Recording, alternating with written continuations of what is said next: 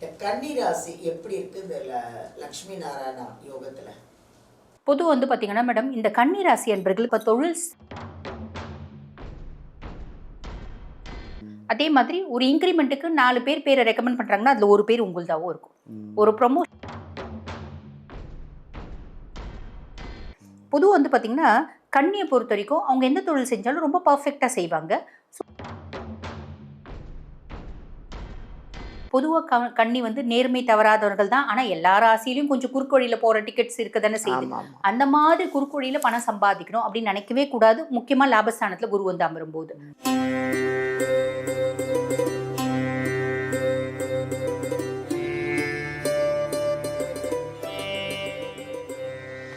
எல்லாருக்கும் வணக்கம். This is Balambika.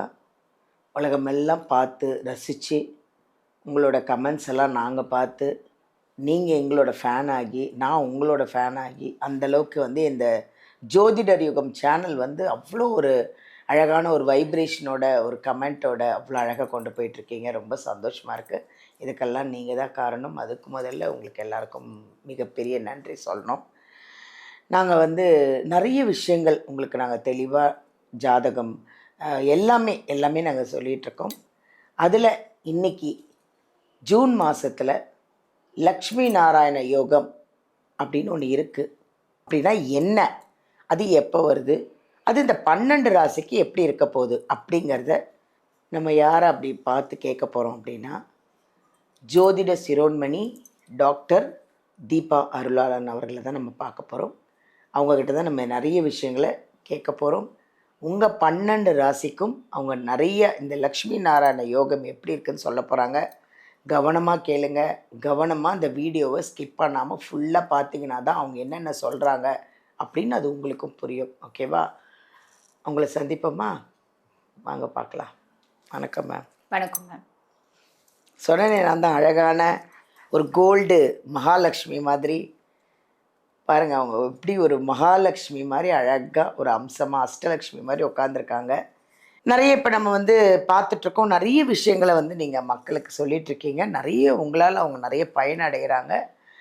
இன்றைக்கி நம்ம வந்து லக்ஷ்மி நாராயண யோகம் அப்படின்னு ஒன்று இருக்குது அப்படின்னு எனக்கு தெரியும். கரெக்ட். பட் அது மக்களுக்கும் தெரியணும். அது எப்போ வருது, அதனால என்னென்ன பலன்கள் நம்ம 12 ராசிக்கும் நடக்க போகுது அப்படின்றது. பட் இது முதல்ல சொல்லுங்கள், இந்த லக்ஷ்மி நாராயண யோகம் எப்போ வருது? பொதுவாக வந்து பார்த்தீங்கன்னா மேடம், இந்த லக்ஷ்மி நாராயண யோகம் அப்படின்றது எப்படி சொல்லுவாங்க ஜோதிடத்தில் அப்படின்னா, ஜோதிடத்தில் நிறைய யோகங்கள் இருக்குது மேடம். அதில் ஒரு பிரதானமான யோகம் இந்த லக்ஷ்மி நாராயண யோகம். சுக்ரன் வந்து சாக்ஷாத் மகாலட்சுமியோட ஸ்வரூபம். ஆக புதன் பகவான் வந்து பார்த்தீங்கன்னா சாக்ஷாத் பெருமாளனோட ஸ்வரூபம் அப்படிம்பாங்க. அதே மாதிரி சுய ஜாதகத்தில் புதன் வலுத்து இல்லை, புதன் கெட்டு போயிருக்கான் அப்படின்னாலும், அதே மாதிரி புதனை ப்ளீஸ் பண்ணணும், பசிஃபை பண்ணணும் அப்படின்னாலும் நம்ம பெருமாளை வழிபாடு பண்ணணும். ஏன்னா புதனுக்கு கடவுள் பெருமாள் தான், சுக்கிரனுக்கு கடவுள் மகாலட்சுமி தாயார் தான். ஆக இந்த 2 கிரகங்களுடைய இணைவு இது என்ன சொல்லுவாங்க அப்படின்னா லக்ஷ்மி நாராயண யோகம் அப்படிம்பாங்க. இந்த 2 கிரகங்களுடைய இணைவு எந்த இடத்துல இருந்தாலும், 1ஆம் பாவம் 2ஆம் பாவம் 3ஆம் பாவம் 12 பாவத்தில் எங்கே இருந்தாலும் அதுக்கான பலன்கள் அப்படின்றது இருக்க தான் செய்யுது. ஆனால் பிரதானமாக வந்து பார்த்தீங்கன்னா கேந்திரம் அப்படிம்பாங்க மேடம். கேந்திரம் அப்படின்றது 1, 4, 7, 10 இந்த பாவங்கள்ல இருக்கு அப்படின்னா, இந்த இணைவு இருக்கு அப்படின்னா முதல் தரமான லட்சுமி நாராயண யோகம் அப்படின்றது சொல்லுவாங்க. ஜூன் 22 ஜூன் 30 வரைக்கும் கடகத்துல இந்த சுக்கிரனும் அதே மாதிரி புதனும் இணைவு. இதுல இந்த பிற்பகுதி 22 to 30 இது லக்ஷ்மி நாராயண யோகமும் ஆக்டிவேட் ஆகும். அதே மாதிரி தனலட்சுமி யோகம்னுவாங்க, அதுவும் ஆக்டிவேட் ஆகும். Very good. அந்த தனலட்சுமி யோகம் அப்படின்னா என்னன்னா, குருவும் சுக்கிரனும் இணைவு. ஆக இது ஆக்டிவேட் ஆகும். இந்த 2 காலகட்டம் மக்கள் வந்து கொஞ்சம் முக்கியமான விஷயம் நம்ம வந்து அந்த பாவம் குறித்து சில விஷயங்கள் சொல்லுவோம் மேடம். அந்த விஷயத்தை அங்கே ஆக்டிவேட் பண்ணிக்கிறாங்க அப்படின்னு ஒரு ஷார்ட் பீரியட் ஆஃப் டைம்ல ஒரு பிக் லக் அப்படின்றது கிடைக்கிறதுக்கு வாய்ப்பு உண்டு மேடம். Very good. அதாவது லக்ஷ்மி நாராயண யோகம் அப்படின்னா என்ன அப்படிங்கிறத நீங்கள் அவ்வளோ விளக்கமாக அவ்வளோ அழகாக சொல்லியிருக்கீங்க. ஏன்னா நிறைய பேருக்கு புரியாது. எனக்கும் இப்போ தான் நானும் கேள்விப்படுறேன். பட் எல்லாருக்கும் தெரியும் நிறைய பேருக்கு. ஸோ இப்போ இதில் நம்ம வந்து 12 ராசி பார்க்க போகிறோம். இந்த கன்னி ராசி எப்படி இருக்குது இந்த லக்ஷ்மி நாராயண யோகத்தில்? பொது வந்து பார்த்தீங்கன்னா மேடம், இந்த கன்னி ராசி என்பர்கள் இப்போ தொழில் ஸ்தானத்தில் லக்ஷ்மி நாராயண யோகம் அப்படின் போது வேலை செய்கிற இடத்துல உனக்கு ஒரு அதிர்ஷ்டம் காத்துட்ருக்கு. நீ கல்யாணம் ஆகாத பர்சனா வேலை செய்கிற இடத்துல ஒரு பொண்ணு காத்துட்ருக்கு.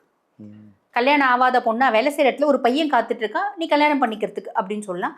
உன்னோட வாழ்க்கை துணை வேலை செய்கிற இடத்துல கிடைக்கிறதுக்கான வாய்ப்பு உண்டு. உனக்கு புது லவ் வேலை செய்கிற இடத்துல வர்றதுக்கான வாய்ப்பு உண்டு. இது வந்து கொசுறு. மெயின் என்ன அப்படின்னா, நீங்கள் வந்து ஒர்க் பண்ணுற கன்சர்னில் இவ்வளோ நாள் வரைக்கும் ஏகப்பட்ட ப்ரெஷர்ஸையும் ஒரு மேனிப்புலேஷன்ஸையும் சந்திச்சிருந்தீங்க அப்படின்னா, ஒர்க் வந்து ஓவர்லோடு, அதனால் அதிகப்படியான ஸ்ட்ரெஸ் இதெல்லாம் சந்திச்சுட்டு இருந்தீங்க அப்படின்னா, இந்த காலகட்டம் கம்ப்ளீட்டாக ஃப்ரீ ஆகிடும். அதே மாதிரி ஒரு இன்க்ரிமெண்ட்டுக்கு 4 பேரை ரெக்கமெண்ட் பண்ணுறாங்கன்னா அதில் ஒரு பேர் உங்களுதாகவும் இருக்கும். ஒரு ப்ரொமோஷனுக்கு 2 பேரை ரெக்கமெண்ட் பண்ணுறாங்கன்னா அதில் ஒரு பேர் உங்களுதாகவும் இருக்கும். இது ஒரு ப்ளஸ். நான் சுயதொழில் வச்சு நடத்துகிறேங்க, எனக்கு எந்த விதத்தில் ஆக்டிவேட் ஆகும் அப்படின்னா, உங்களோட தொழில் வந்து திடீர்னு, நான் என்னமோ சாதாரணமாக தான்ப்பா வேலை செஞ்சிட்ருக்கேன், திடீர்னு வந்து பார்த்தீங்கன்னா, நான் நாஸ்தா கடை வச்சுட்டுருக்கேன், சாதாரணமாக செஞ்சுட்ருக்கேன், திடீர்னு நான் போடுற கொத்து பரோட்டாக்கு இவ்வளோ கிராக்கி எங்கேருந்துப்பா வந்துச்சு அப்படின்னு நம்ம யோசிக்கிற மாதிரி இருக்கும். தொழிலில் வந்து பார்த்தீங்கன்னா, திடீர்னு ஈசல் முளைக்கிற மாதிரி, ஈசல் வரும் பார்த்தீங்களா, மழைக்கு முளைக்கிற ஈசல் மாதிரி திடீர்னு நிறைய கிளைண்ட்ஸு, நல்ல ப்ராஃபிட் அப்படின்றது வரும். நம்ம எந்த தொழில் செஞ்சாலும் சரி. பொதுவாக வந்து பார்த்திங்கன்னா, கன்னியை பொறுத்த வரைக்கும் அவங்க எந்த தொழில் செஞ்சாலும் ரொம்ப பர்ஃபெக்டாக செய்வாங்க. ஸோ அந்த தொழில் சார்ந்து நல்ல முன்னேற்றம் அப்படின்றது சாலிடாக உண்டு. ஃபஸ்ட்டு விஷயம். 2வது, நம்மளுக்கு 22 to 30 லாபஸ்தானத்தில் சுக்கிரனும் புதனும் இணைவு. அதுக்கு மேலே அங்கே குருவும் இருக்கார். லாபஸ்தானத்தில் தனலட்சுமி யோகமும் ஆக்டிவேட் ஆகுது, லாபஸ்தானத்தில் லக்ஷ்மி நாராயண யோகமும் ஆக்டிவேட் ஆகுது. இந்த தொழில் செய்கிறவங்க முக்கியமாக ஆன்மீகம் சார்ந்த தொழில் செய்கிறாங்க பார்த்தீங்களா மேடம். நான் வந்து ஸ்பிரிச்சுவல் டூர்ஸ் கண்டக்ட் பண்ணுறேன். கோயிலில் வந்து கவர்மெண்ட் கோயிலெல்லாம் ஆஃபீஸர்ஸாக இருக்கேன். அதே மாதிரி கவர்மெண்ட் கோயிலில் இல்லை சாதா கோயிலில் புரோகிதர்களாக இருக்கேன். நான் வந்து யாகங்களை கண்டக்ட் பண்ணுறேன், சொற்பொழிவாளர். இப்போ யாகங்கள்லாம் வந்து குரூப்ஸ் வந்து எங்கே நம்ம வீட்டுக்கு யாகம் கூப்பிட்டாலும் அவங்க வந்து வருவாங்க. அதே மாதிரி ஆன்மீக கச்சேரி பண்ணுறவங்க, இவங்க எல்லாருக்கும் பூஜை பொருட்கள் வியாபாரம் பண்ணுறவங்க, இவங்களுக்கு எல்லாருக்கும் ரொம்ப எக்ஸலண்ட்டாக இருக்கும். இவங்களுக்கு மட்டும்தானா? இல்லை, நல்ல இந்த auditing, accounts, physics department, chemistry டிபார்ட்மெண்ட்டில் இருக்கவங்க, லெக்சரர்ஸு, ப்ரொஃபஸர்ஸு, இவங்க எல்லாருக்கும், டாக்டர்ஸு, இவங்க எல்லாருக்கும் ரொம்ப சூப்பராக இருக்கும். ஆல்மோஸ்ட் எல்லா தொழிலுக்கும் சூப்பராக இருக்கும். இவங்களுக்கு ஒரு கல் எக்ஸ்ட்ரா அப்படின்னு சொல்லலாம். இப்போ இந்த மாதிரி தொழில் செய்கிறவங்க ஒன்று செய்யணும். நீங்கள் எந்த தொழில் செய்கிறீங்க அப்படின்னாலும் லாபஸ்தானத்தில் குரு வந்து அமர்றாரு அப்படின்போது தனலட்சுமி யோகம் ஆக்டிவேட் ஆகுது, லக்ஷ்மி நாராயண யோகம் ஆக்டிவேட் ஆகுது, எல்லாமே உண்மை. ஆனால் லாபஸ்தானத்தில் குரு இருக்காரு அப்படின்னா நம்ம செய்யக்கூடிய தொழிலில் ஒரு நாணயம் அப்படின்றது வேணும். பொதுவாக கன்னி வந்து நேர்மை தவறாதவர்கள் தான். ஆனால் எல்லா ராசியிலையும் கொஞ்சம் குறுக்கொழியில் போகிற டிக்கெட்ஸ் இருக்க தானே செய்யுது. அந்த மாதிரி குறுக்கொழியில் பணம் சம்பாதிக்கணும் அப்படின்னு நினைக்கவே கூடாது, முக்கியமாக லாபஸ்தானத்தில் குரு வந்து அமரும்போது. அப்போ ரொம்ப எளிமையாக சொல்லணும் அப்படின்னா, நான் பால் வியாபாரம் பண்ணுறேன், அம்மா தண்ணி கம்மியாக ஊற்றுங்கம்மா, சரிங்களா. நான் உணவுப் பொருட்கள் வந்து நான் வந்து வியாபாரம் பண்ணுறேன், நான் மிளகு வியாபாரம் பண்ணுறேன், போடுற பப்பாளி கொட்டையை கம்மியாக போடுங்கம்மா அப்படின்ற மாதிரி ஒவ்வொன்றும். நம்ம அடல்ட்ரேஷன்லாம் பண்ணுறீங்க அப்படின்னா பண்ணக்கூடாது. நம்ம வேணாம்னு சொன்னால் செய்யாமையாக இருக்க போகிறாங்க. இருந்தாலும் அந்த செய்கிற தப்புலேயும் ஒரு நியாயம் தர்மம் அப்படின்றத வச்சிங்கன்னா லைஃப் வந்து பார்த்திங்கன்னா சூப்பராக இருக்கும். செய்யக்கூடிய தொழில் மேலே மேலே மேலே மேலே லாபம் வரும். இந்த காலகட்டம் அந்த லாபம்ன்றது ஆரம்பிக்கும். தொழில் அப்படின்றது முன்னேற ஆரம்பிக்கும். ஸ்திரமாக இருக்கும், கவலைப்படணுன்ற அவசியமே இல்லை. அதே மாதிரி மூத்த சகோதர சகோதரிகள் இருக்காங்க அப்படின்னா அவங்களோட பரிபூர்ண சப்போர்ட் அப்படின்றது கிடைக்கும்.